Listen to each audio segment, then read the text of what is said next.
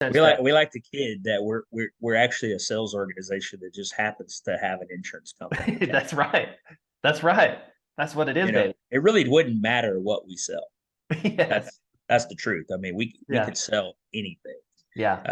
uh, with the structure of our organization. But Yeah. Yeah.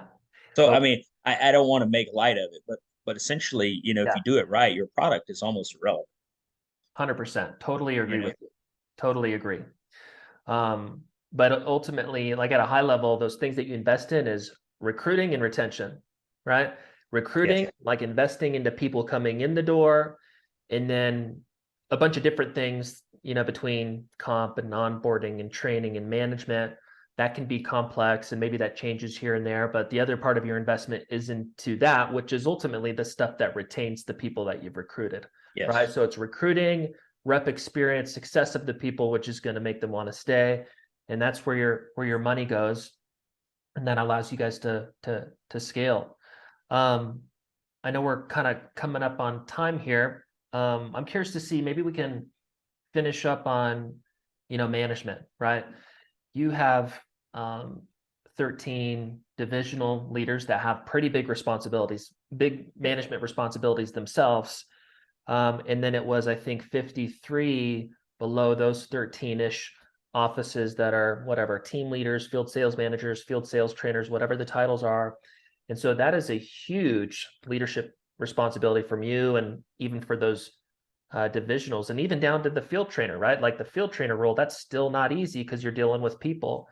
So when you think about the topic of sales management, which is such an important piece to retaining people and keeping them, going, what are, maybe 2 to 5 core things that are extremely important to you to actually get somebody to want to continue working with you and excited about continuing to work with you?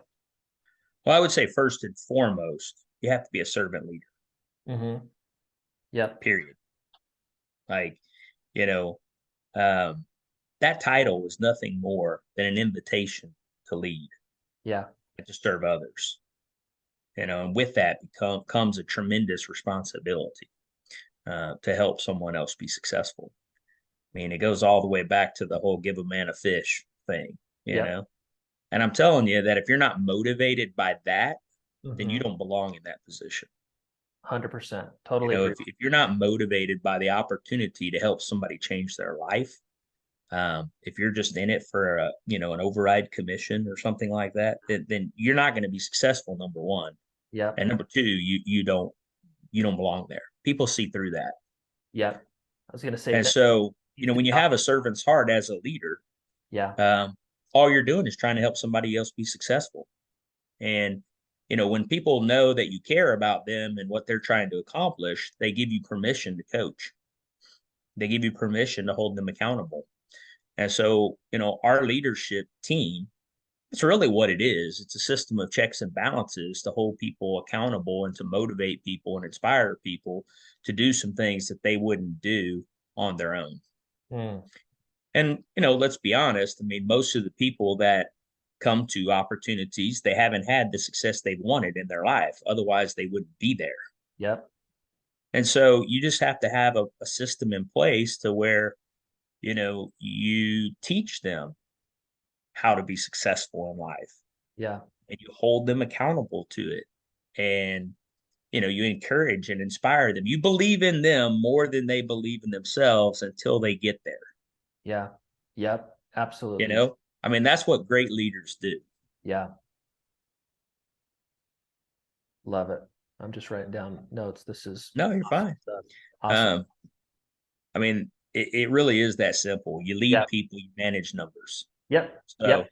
you know, there is a management aspect to it, obviously, because they have to look at, you know, their people's activities Mm-hmm. and make sure they're engaging in the right things and, you know, refine those things for them, teach them how to be more efficient at their activities. You know, that's the sort of management side of it. Yeah. But the leadership side is the people part of it. It's building that relationship, it's having that culture, it's, you Yeah. know, understanding their why. Why are they doing this? What's Yep. their vision for their future? I Yep. mean, if you don't know that, how can you lead someone? Yeah. Especially in a commission-based role. It's like 100%. you need to I know mean, the it's details. critical. Well, it's critical that you understand their why and what their vision is. And then it's also critical that you help them tie the activities that they have to do to be successful to that. Yep. I mean, that is critical Yep. because otherwise, I mean, sitting on the phone and making calls or doing cold calls or, sending out texts and emails and going and networking and, doing all these things that salespeople do. I mean, it's not easy. And Yeah. there's a lot of rejection, Yeah. involved in what we do. Yeah. And if you don't have that aligned with your vision, Yeah. you're gonna get tired pretty quickly. Yep. Yep. You get burnt out. You don't know where you're Yeah, going. yeah, exactly. Yeah. I mean, it really is, the fuel Yeah. that is going to determine what your stamina is for doing those things. In Yeah. particular, in the beginning, because everything you do is going to get easier over time. You're going to Yep. get better at it. You're going to start to learn things that are going to help you set better appointments and generate better leads and get referrals, and everything's going to get easier. Closing percentages are going to go up, but we've got to be able to sort of keep them in the game until that happens, and that usually takes about a year. Yeah. Yeah. I love that it's such like a long-term mindset for your leadership team, right?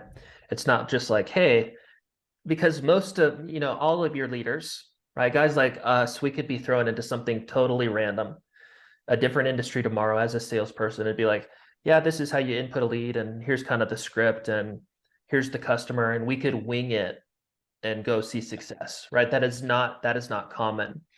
No, What's more common is for the average person to come into your organization, and we need to be able to serve those people to get them the ramped up. And what's funny too is the same servant leadership and the attention to detail and the one-on-one work and all those things, they're just as important to the top performer, right? Just because yeah, somebody's a top performer and they produce doesn't mean you can just let them do whatever they want, have no relationship there, because they're going to get distracted and go find other opportunities. You want to tie them to your company as close as you 100%. possibly can. That's the only kind of leadership they really need, is the Yes. servant leadership.